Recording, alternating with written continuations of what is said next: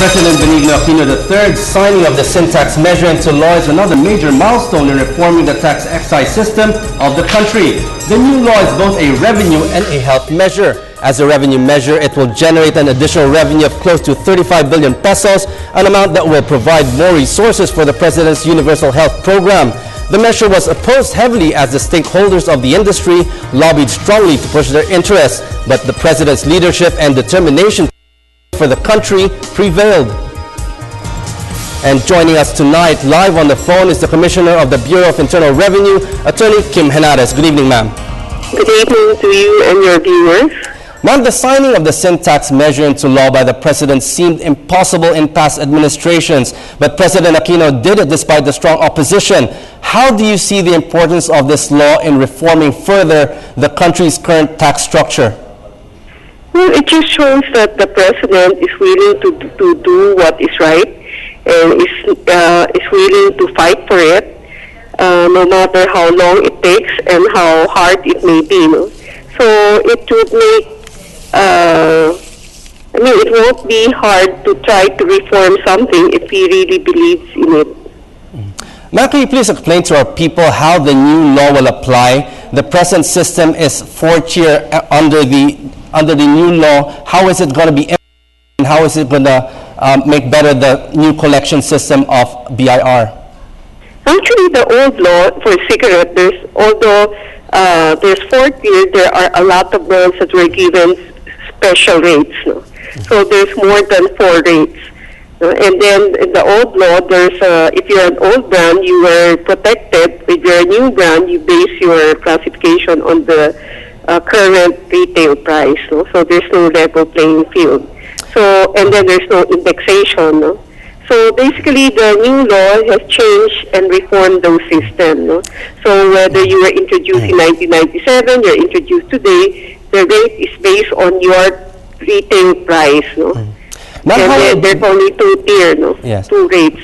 Ma'am, how will it be done for tobacco and cigarettes? It will be based on if your retail price is 11.50 or less, you will be paying 12 pesos. No? Then 11.50, you will be paying 25 pesos. How about for alcohol, ma'am? Alcohol depends. So if you have wine has a different still wine have a different rate. Then the distilled spirit for the first year, there's a specific tax of 20 pesos and an ad valorem of 15 pesos of net retail price per proof. Ma'am, For fermented liquor, there's a difference also. No? There's a low tier and a high tier, no? 16 and 20 pesos.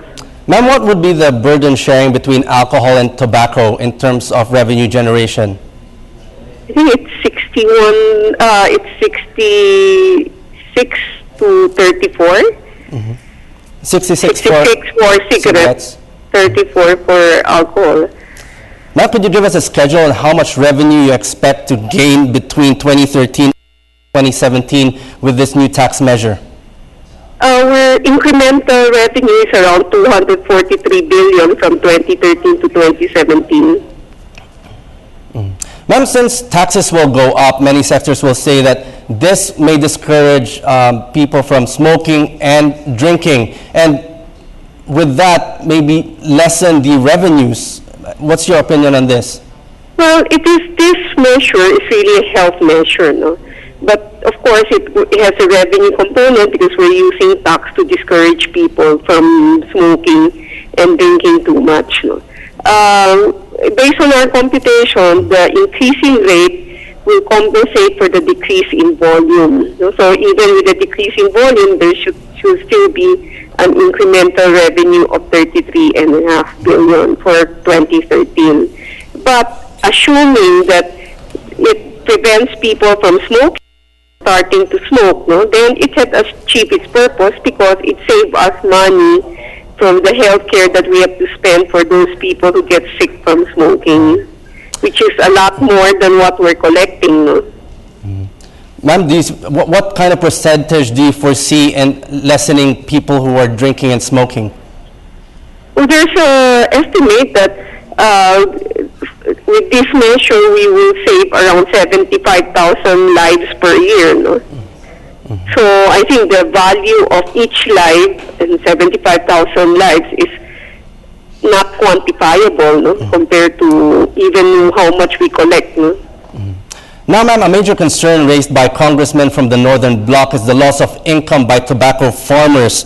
By this measure, how will they benefit from the revenues raised by the BIR? Actually, the tobacco farmer, 80% of what they plant,